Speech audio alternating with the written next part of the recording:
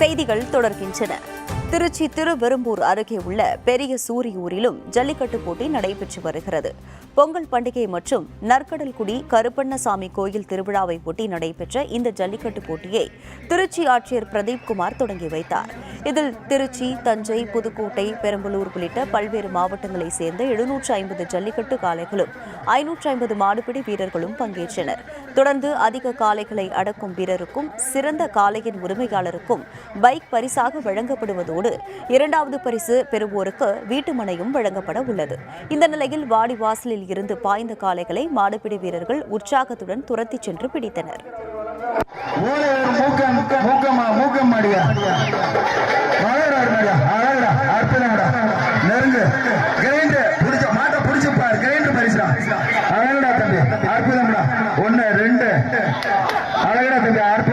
மாடுபுடி வீரர் வெற்றி பெற்றாரியா?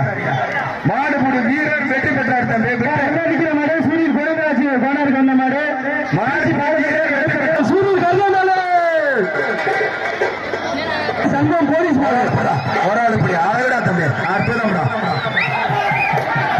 பிடிக்காத கொம்பை பிடிக்காத கொம்பை பிடிக்காத தம்பி. அழகா தம்பி.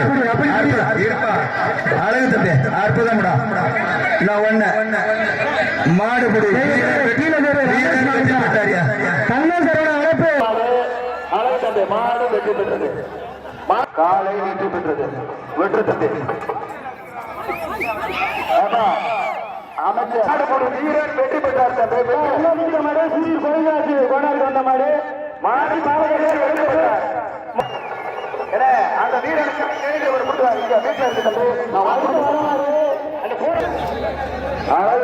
அற்புதம். உள்ள நிற்கிற மாடு முன்னாள் ஊராட்சி மன்ற வீட்டுக்கு வந்த மாடு அவங்க வீட்டு மாடுலையா? முன்னாள் ஊராட்சி மன்ற தலைவர் இருப்பா அழகுடா. ஆத்தாடி ஆட்டு ஆட்டத்தை பாரு, ஆட்டத்தை பாரு. அழகுடா. அற்புதம்.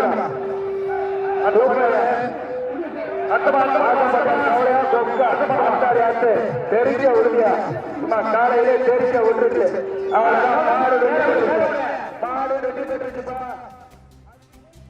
தொடர்ந்து பெரிய சூரியூர் ஜல்லிக்கட்டு போட்டியில் 2 சுற்றுகள் நிறைவடைந்த நிலையில் போக்குவரத்து காவலர் ஒருவர், ஒரு காளையர், மாட்டின் உரிமையாளர்கள் 2 என 4 பேர் காயமடைந்ததாக கூறப்பட்டுள்ளது. மாட்டின் உரிமையாளரான குமார் என்பவர் மேல் சிகிச்சைக்காக திருச்சி அரசு மருத்துவமனைக்கு அனுப்பி வைக்கப்பட்டுள்ளார்.